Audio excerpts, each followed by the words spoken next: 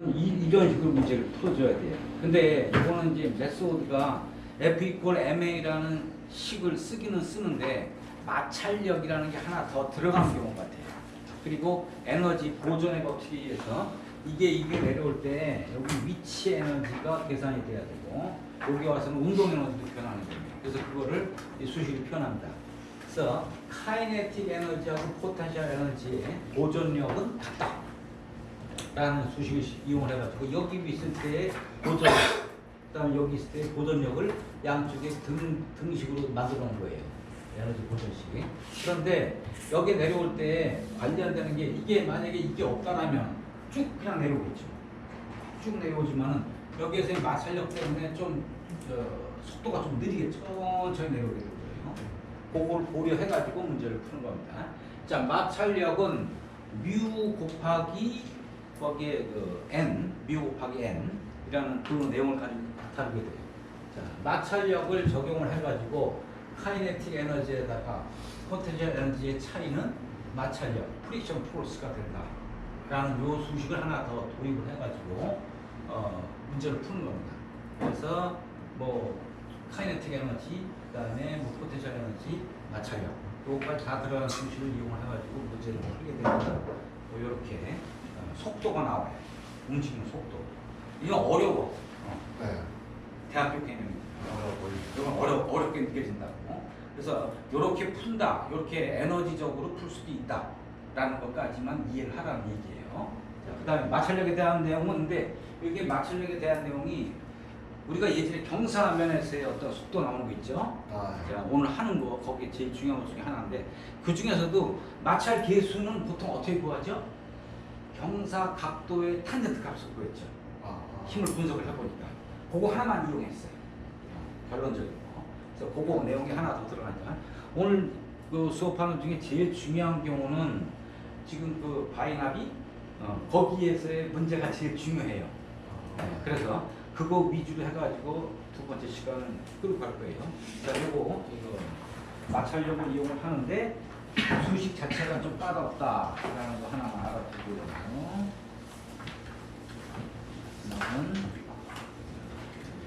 이건 더 어려워. 이건 더 어려워요. 이런 게 있는데 똑같은 문제예요.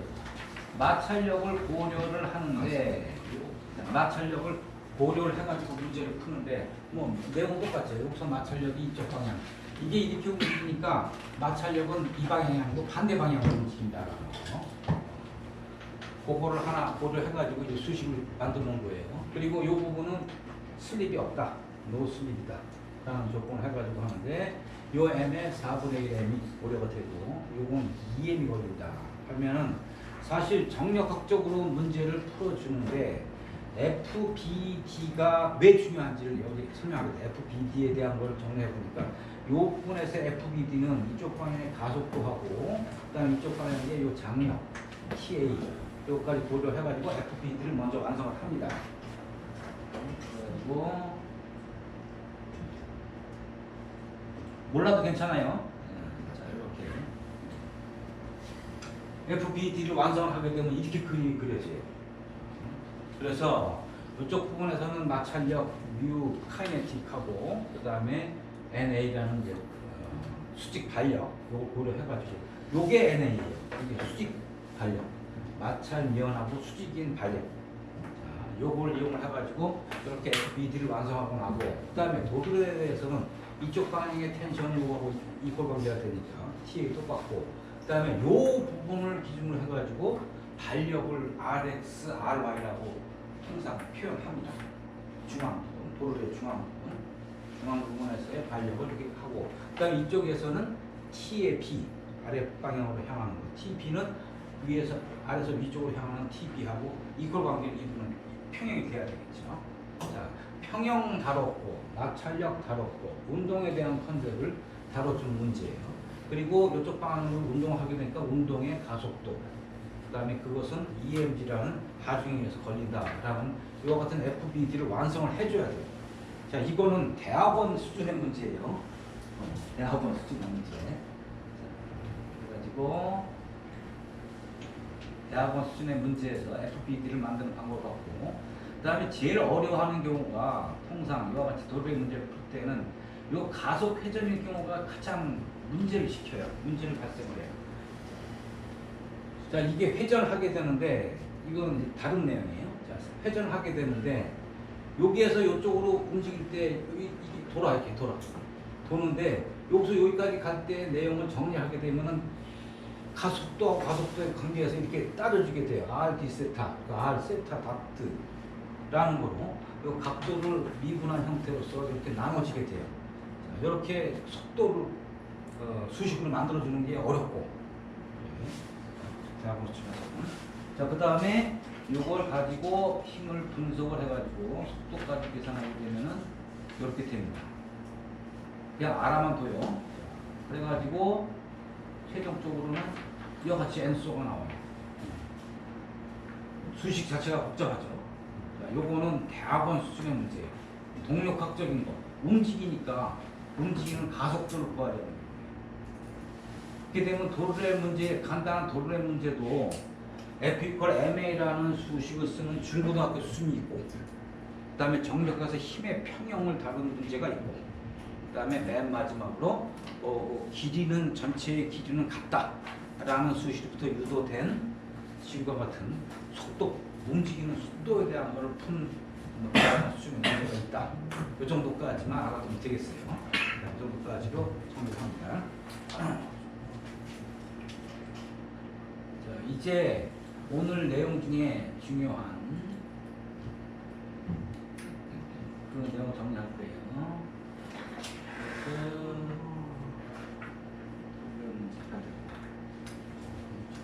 오늘 하려는 기준이 되는 그 내용을 정리해 봅시다. 이거 M사의 시험 문제에서 조금 내용이 복잡한 내용이 나와 있어요.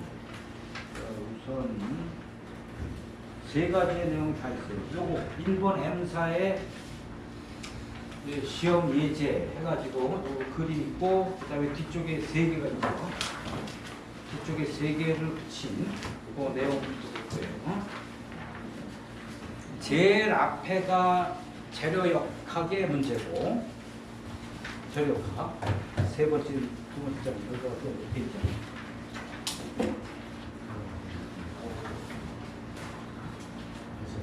5의 3페이지.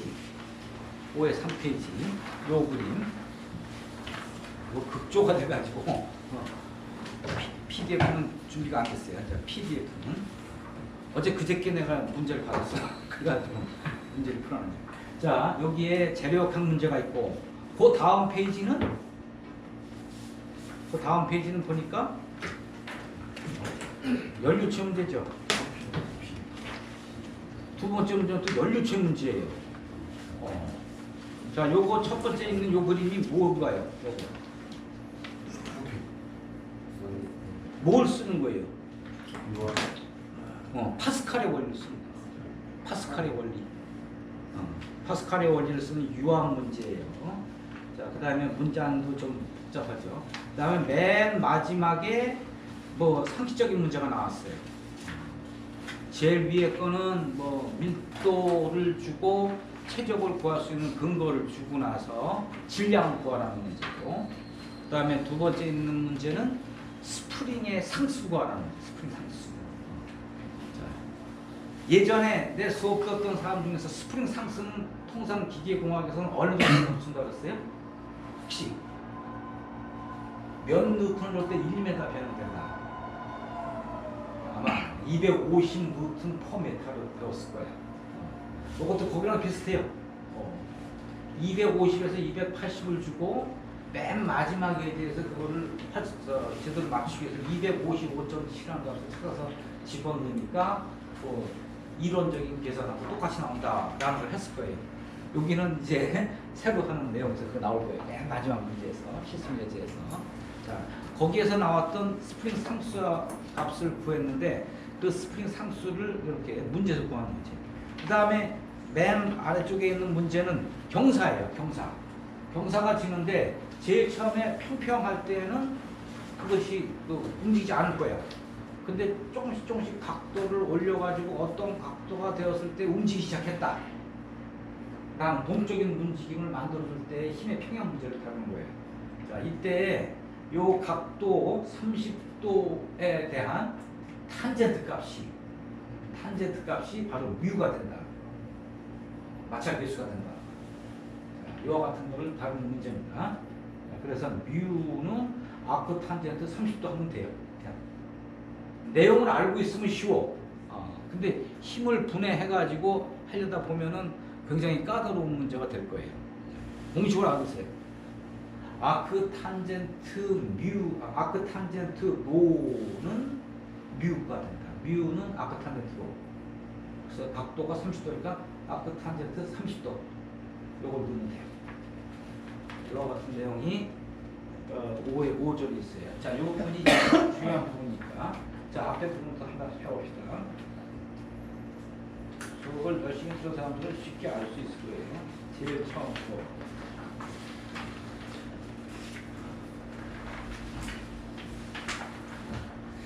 약간 애매한 게 있어요. 문제 3번. 하단의 그림은 알루미합금이에요. 알루미합금. 자, 알루미합금은 약간 약하죠. 약할 때는 지금 요게 시그마 엡실론 응력 선도인데 응력 선도가 이렇게 철강 재료 같은 게 이렇게 올라갔다가 다시 조금 내려왔다가 이렇게 이런 모양이 되죠. 그런데 그게 아니고 이렇게 부드럽게 연결되는 경우예요. 알루미늄. 여기에 중간 부분 요 끼부터 꾸까지 요 구간이 약간 달라요. 알루미늄. 그러나 이제 개념은 똑같으니까 여기에서 끼에 해당되는 부분이 뭐가 돼요? 각기 국계고에서 각기 두 번째 거. 항복? 그렇지, 항복이 되지. 요것만 찾으면 돼. 요것만 찾으면 되는 거예요. 끼가 항복점이다. 요거를 알면 돼요. 끼가 항복점이다. 자, 그 다음에 까 부분은 요 구간을 얘기해요. 구간. 만약에 까 부분이 그 점으로 의미하게 된다라면은 그 이내에서 사용하라는 탄성한계 구간이지만 그 점일 경우는 좀 문제가 까다로워요. 무슨 말이냐 하면은 0.2% 소성 변형률이라는 개념이 돼요. 그 점이라면. 근데 여기서는 지금 그 화살표가 있으니까 화살표 사이에 되는 거니까 그 사이를 잡아 놔가지고 이 부분이 탄성 한계를 의미할 거예요. 탄성 한계. 그 부분 내에서 탄성 변형까지를 감당을 하고 영구 변형 발생하지 않으니까 그 부분을 탄성 한계로 잡으면 될 거예요. 까는 탄성 한계, 끼는 항복점. 그 다음에 꾸라는 게 처음 보는데 이게 인장 강도가 돼요. 인장 강도가 되는 거예요. 강도는 최대인 값이 돼요. 최대 응력, 인장 응력.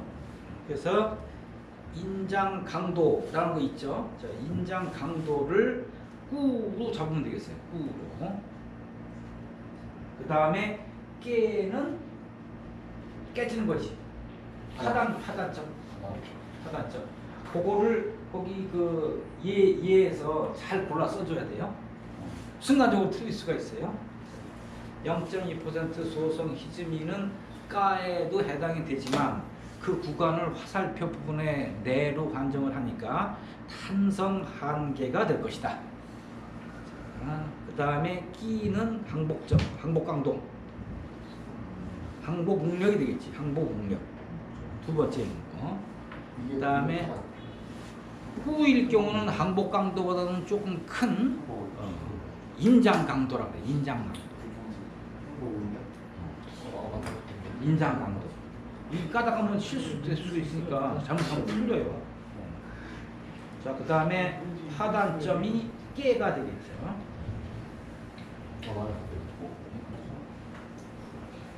그리고 헷갈리게 허용력이라는 것도 나왔어요. 허용력은 y의 값인데 y의 값이 까에 해당되는 원점부터 끼까지 요 사이에 해당되는 Y에 해당되는 개념이 돼요. Y축에. 거기까지는 아직은 영구 변형이 발생되지 않으니까 우리가 거기까지는 허용한다라는 개념이 돼요. 근데 Y축에다가 그림이 그려진 게 아니고 X축상에다가 선분을 그려놨기 때문에 요거는 다른 내용이 되는 거다. 그 다음에 허용 응력 개념이 되고요. 그 다음에 0.2% 내력은 응력을 계산하는 근거죠. 근거. 그리고 포인트에 대한 얘기가 있고요. 이게 해당이 없고. 그 다음에 요거는 파괴, 취성 파괴에 대한 얘기인데, 자, 취성 파괴라는 건 깨지기 쉬운 것 같은 파괴를 얘기해요. 유리 같은 거. 유리 같은 데서 나타난 얘기예요. 유리 같은 경우는 취성에 의해 가지고 깨지기 쉬워. 프레자예요. 그럼 해당 안 되니까. 자, 그 다음에 있는 문제 봅시다. 문제 4번. 문제 잘 봐야 돼요. 하단에서 조각편이 X점의 전단력을 받고 Y점에서 모멘트 값을 구해라. 이런 얘기예요. X점과 Y점을 찾아봐야 돼요. X는 우측에 있고 그 다음에 Y는 좌측에 있어요. 그 다음에 지금 보는 우측 끝단에서 정지가 되는 외팔보예요. 이거 어렵죠? 자, 외팔보. 한 번 한 적이 없어. 자, 그러면 외팔보일 경우에는 FA하고 FB 두 개의 합력이 Y방향 힘으로 지지를 해야 돼. 그래서 우측 맨 끝단에서 상방향의 FA 플러스 FB가 발생할 거야. 그 다음에 FA의 팔의 길이 곱해가지고 어떤 방향으로 돌려요? 반시계 방향으로 돌리자. 그 다음에 FB도 반시계 방향으로 돌리지. 그렇다면 그걸 안 돌아가기 위해서는 시계 방향으로 돌리는 반 모멘트가 계산이 됩니다. 그래서 쉬워요. 전단력의 합을 어디서 다 부담해요? 벽면에서 부담하지. 그 다음에 모멘트의 합도 벽면에서 부담하지. 둘 다 벽면에서 부담한다라는 거예요. 그렇다면 이제 거기에서의 값이 최대가 되긴 돼야 되는데 그 값이 플러스로 나올 수도 있고 마이너스로 나올 수도 있어요. 반 모멘트는 좌측에서의 그 모든 힘이라든가 모멘트 합이 전부 다 플러스가 되고 우측에서는 마이너스 값이 돼요. 그래서 벽면에서의 최대값의 절대값, 절대치가 전부 다 벽면에서 발생된다는 거예요.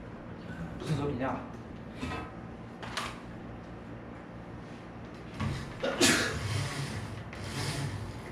자, 이 경우는 단순보가 돼가지고 여기에서 반력이 있었어. 그렇게 해둔 거야. 이거는 단순보야. 그런데 외팔보일 경우에는 그림을 이렇게 그려요. 한쪽 벽면에 이게 있고, 그 다음에 여기에다가 여기 피가 있으면 여기 피가 이렇게만 그려준다고. P라는 게. 그리고 여기서는 좀 하나 더 있지요. P1, P2. 자, 그러면은 여기에서 FBD에 해당되는 내용은 요거하고 요거가 여기서 받쳐주는 게 없으니까 여기서 다 발생이 되는 거예요. 여기 아래 B점이라고 한다면 아래 B 하나가 P1 플러스 P2가 돼요. 요거는 P1 플러스 P2가 되는 거예요. 그리고 이거에서 이렇게 돌리는 거고 이거에서 이렇게 돌리는 거를 여기서 반 잡아되니까 이렇게 반 모멘트가 있다가 전부 다 벽면에서 발생해요. 벽면에서만. 그래서 벽면에서의 값을 찾으면 되는데 그 벽면에서의 값이 여기가 플러스이기 때문에 이쪽에서의 값은 마이너스가 나올 거예요. 그래서 그림상으로는 어떻게 되냐면은 이거는 그동안 배웠던 개념에서 자, 여기에 P1이라는 것이 있고 자, 여기서 아무것도 없다가 P1을 만나가지고 내려가. 그거 집중하고 있으니까 0차적으로 내려가. 0차적으로 쭉 내려가다가 이것은 또 마이너스 0차로 내려가. 그리고 RB에서 이렇게 올라오는 이와 같은 것이 SF 선도가 됩니다. BMD 선도는 요거 곱하기 요거에 해당되는 게 이제 발생될 거고, 요게 이제 마이너스 기울기, 요게 마이너스 기울기예요. 마이너스 기울기 값이 크고, 요건 작고, 요건 좀 클 거예요. 자, 그래서 기울기는 어떻게 되냐면, 이 그림은 여기, BMD. 여기에서 마이너스 기울기를 이렇게 작다가, 여기까지 아무것도 없다가, 모멘트가 아무것도 없다가, 이렇게 기울기로 오고, 일차적으로 오다가, 기울기가 더 커져. 이렇게 BMD가 들어요. 변경해서. 근데 이 값이 마이너스 값이 되지. 마이너스 값이 된다. 그거 하나만 주의하면 돼. 그래서 절대값, 요 크기의 절대값은 마이너스가 플러스로 올라오는 거죠. 절대값이 가장 큰 것만 잡으면 돼. 이런 문제가 나왔네요. 웹8가 나왔습니다. 좀 어려울 수가 있어요. 그러나 그동안 배웠던 집중하중의 경우는 0차, 1차 그림만 찾으면 돼요. 자, 그래서 구해보니까 SFT하고 BMT는 어떻게 돼요? 일단 아래쪽에 SFT, BMT는 뭐야? SFT는 B번 그림이 되고 BMT는 F번 그림이 되고 두 번째가 해결됐어요. 네. 두 번째 거. 자, 그 다음에 Y점에 대한 뭐 구하래? 전단력 구하래나? 모멘트 구하래. 그럼 Y점에 대한 모멘트는 FA 곱하기 LY가 되겠네. FA가 얼마예요? 100. 그 다음에 LY는? 0.3. 그럼 30. 100에 30이지, 30. 대신 단위를 반드시 숫자가 나오면은 단위 써야 되죠. 단위를 뉴턴 메다를 써야 되지. 30 뉴턴 메다가 아래쪽에 있는 값이고 모멘트. 자, 그 다음에 전단력인데 전단력은 X단면이야. 근데 X단면 이유는 딱 가려버려. 자, 그러면은 FA와 FB가 합해가지고 전단력 값이 되겠지. 그러면은 100하고 150을 합해서 250이 되겠지. 250 뉴턴만 쓰면 되지. 전단력.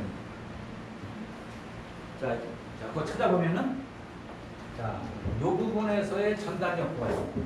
전단력은 전단력 성도에서 이 값을 이루는 거예요. 이 값은 요거하고 요거 합한 값이 되지. 요 부분에 대해서는 모멘트 값과 여기가 아니야. 여기야. 모멘트 여기야. 그래서 요거 곱하기 요거 곱하기 요 거리만 하면 돼. 그림을 먼저 그리고 나면은 문제를 단순화할 수 있거나 이해가 쉬워요. 근데 SF하고 BMD를 그리지 못하면은 이렇게 되는지 잘 계산을 못하겠어요. 그래서 그거를 가지고 하고 나면은 사실은 웹8보가 더 쉬워요. 웹8보는 반력 RA를 구하지 않고서 해결할 수가 있기 때문에 요거는 지금 내일 모레 면접을 볼 때 얘기할 테니까 항시 알아줘야 돼요. 이렇게 두 가지 문제가 재력한 문제라고 나왔어요. 두 번째 갑시다.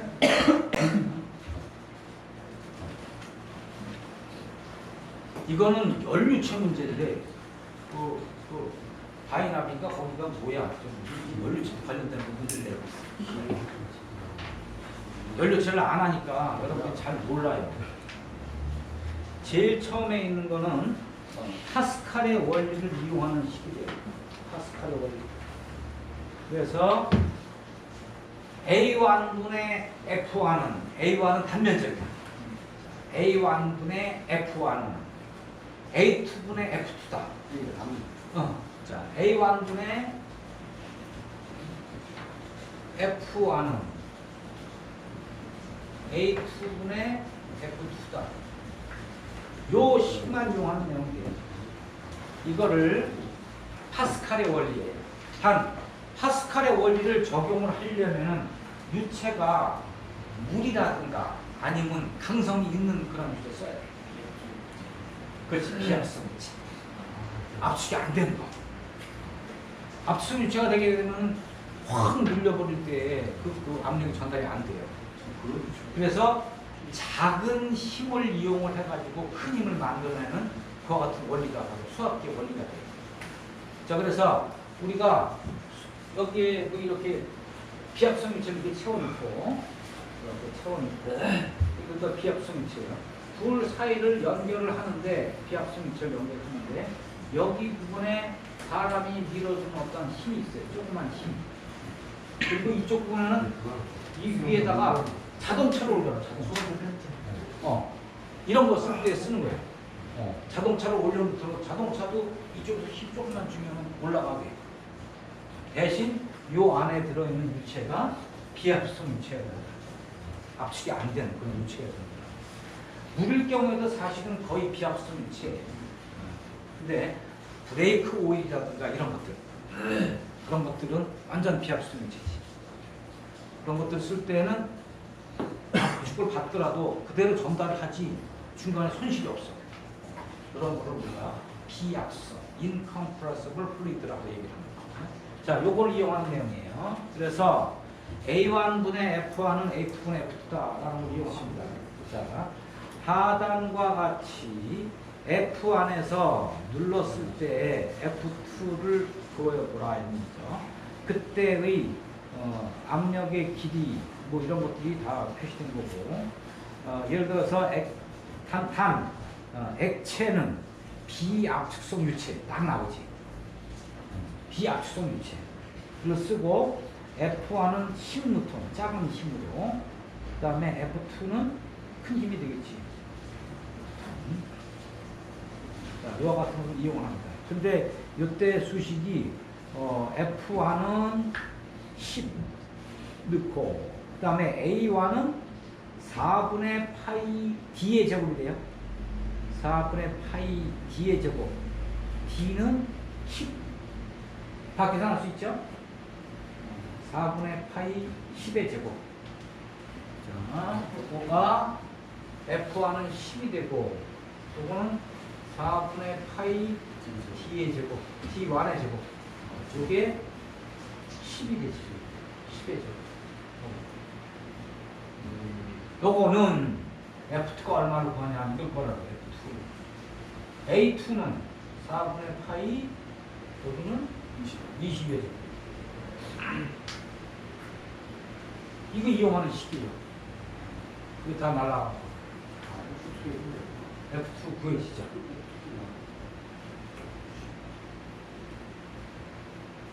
자, 그 다음에는 이제 쉬운 거예요. 비합성 유체니까 압축이 안 돼요. 그리고 얼마만큼 올라가겠느냐. 최적이 똑같다라면은 앞쪽에서의 최적과 여기에서 이렇게 내려간, 여기서 이렇게 내려간 최적과 이쪽에서 올라가는 최적은 똑같다라는 거예요. 이걸 이용해가지고 그런 식이 돼요. 그래서 4분의 파이 D 제곱 곱하기 L1은 4분의 파이 D2 제곱 곱하기 L2와 같다. 상식적인 식이에요. 그걸 이용해가지고 L2를 구하라는 겁니다. 여기서 T1은 10이고 D2는 20이에요. 그리고 L1이 하나 주어졌죠. L1은 20mm 내려갔다. 그럼 얼마나 올라가겠습니까? 구해보니까 얼마쯤돼요?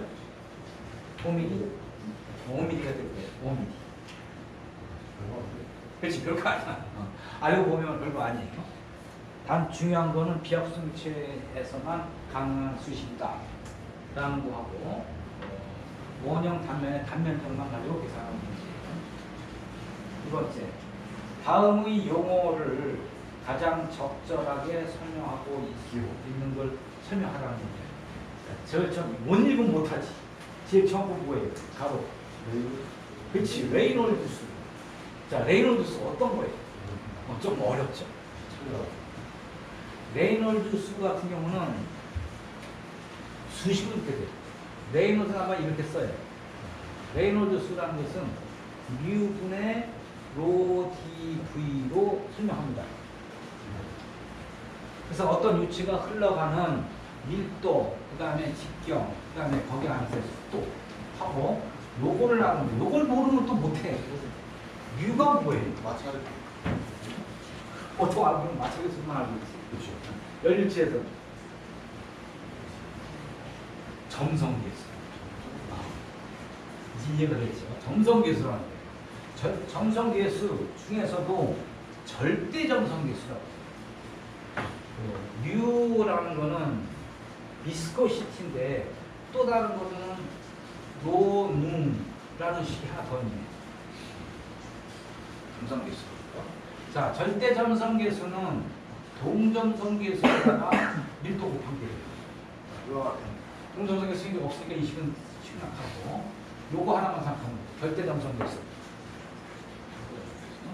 자, 뮤분의 로 dv 이건 외웠어. 수식은 알고 있어. 그러면은 이것에 대한 부분은 2100이라는 거를 기준으로 합니다. 레이놀드 수는 요거 두 개를 차원에서 해보게 되면 동차예요. 차수가 똑같아요. 그래서 오로지 숫자의 개념만 나타나요. 레이놀드 수 2100을 기준으로 해가지고 2100보다 낮게 계산이 되면 모두 다 측량이에요. 측량. 자, 그 다음에 2000에서 2000보다는 크고 여기 4000보다 작으면은 여기에 1000이고요. 변화됩니다. 측면에서 나중에 변화되는 거예요. 그 다음에 4000 이상이 됐을 때는 일반적으로 난류로 간주합니다. 자, 난류일 경우에는 난류에 대한 수식들이 또 들어가요. 난류 수식들. 측류일 때는 간단하게 풀 수가 있어요. 그래서 측류 방정식에서 손실수도 HL은 속도에만 비례해요. H 로스는 2지분의 V 제곱에만 계산된 거예요. 그 앞에 이렇게 풀 수가 있고 이런 식으로 계산해요. 그리고 이런 거 안 하고 그냥 간단하게 하기 위해서 요 레이놀드 수를 정의하게 됩니다.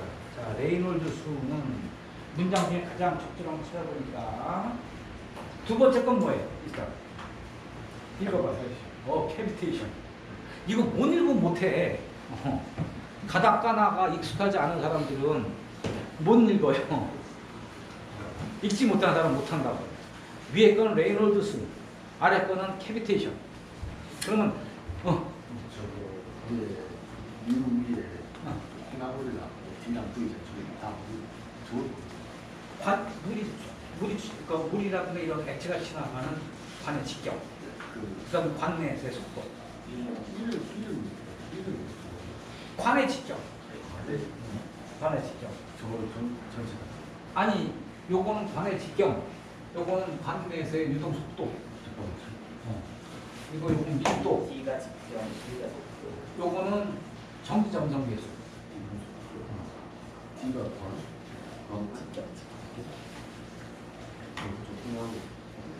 그러니까 연료체에 대한 거 혹시 고등학교 때 배우지 않았어? 대학교 때 안 배웠어? 네.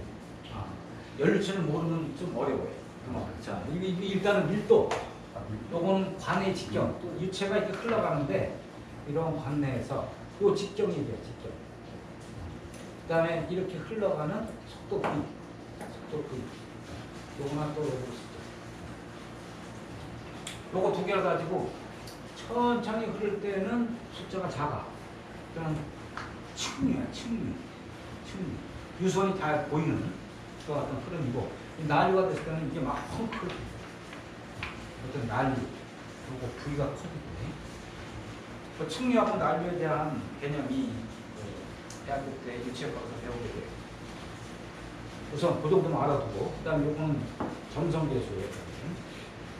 제일 위에 거는 레이놀즈 수, 아래 거는 캐비테이션. 자, 그러면 현상을 알기는 알아. 어떠한 형태인지. 그래서 가장 적정한 찾아줘야 돼. 자, 밀폐계 용기 내에 흐름이 일반적으로 압력을 가하면 동일한 원하지 압력에서 유체의 유체의 다른 모든 그 부분에 미친다. 이건 잘 모르겠고, 두 번째는 게 답이에요, 사실. 반성력과 점성력에 해당되는 B로 정의되어지는 무차원수로서.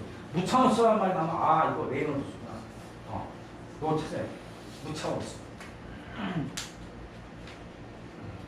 대표 길이의 속도를 동점성계수로 나누게 된다. 뮤이콜 론이라는 식을 써가지고 요거를 또 다시 요거 뮤분의 로를 누로 바꿔야 돼. 누분의 dv. 요거는 요 식에 의해서 노가 돼. 누분의 dv. 요게 동점성계수. 동점성계수. 그거 어떻게 쓰는 누.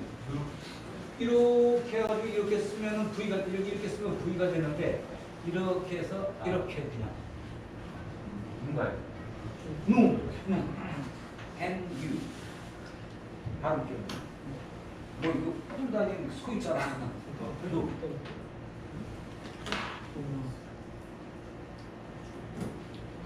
동점성계수의 비를 나누게 되는 동점성계수.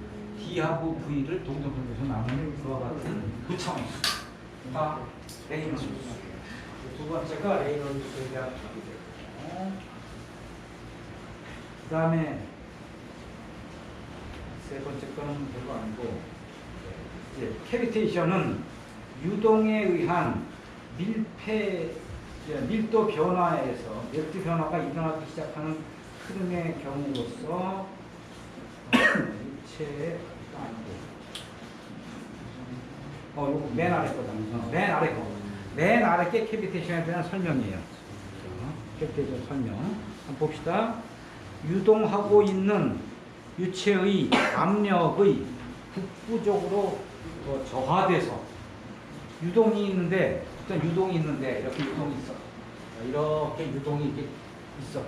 유동이 이렇게 흘러가는데 어떤 북부적으로 이게 흐름이 압력이 저하돼 가지고 이렇게 유동이 이렇게 흘러가는데 흘러가다가 여기가 저하됐다라면은 이 압력이 어떻게 이쪽으로 와장창 몰리게 되겠지 이렇게 이쪽으로 몰리게 되는 거예요. 그러면 요 부분에서 무슨 소리가 나냐면은 압력이 북부적으로 굉장히 몰리니까 때리는 소리가 나요. 땅땅. 캐비테이션이라고 하게 되면은 그 부분에서 이렇게 압력이 집중되는 것 같은 기체가 흘러가다가 그 부분에서 집중되는 그런 현상이 나타나가지고 망치를 때리는 소리가 나요. 여기 캐비테이션이에요. 그거 설명한 거는 압력이 북부적으로 저하돼서 증기라든가 또는 기체를 포함하지 않는 뭐가 발생한다. 기포가 발생한다. 기포가 발생하는 거예요. 이렇게. 이 캐비테이션 현상을 그 현대라든가 이런 데서 한번 보여줬어요. 그런 데서 어떻게 되냐면은 이렇게 블레이드가 이렇게 있는데 그 블레이드가 이렇게 돌아가요. 이렇게 축이 돼가지고 돌아가요. 돌아가는데 이 저속일 경우에는 그냥 물 흐름이 부드러워. 근데 이게 빠르게 돌아가면은 여기에서 어떤 부분에서 이렇게 기포가 돼가지고 이렇게 올라가는 게 보여요. 이렇게. 이런.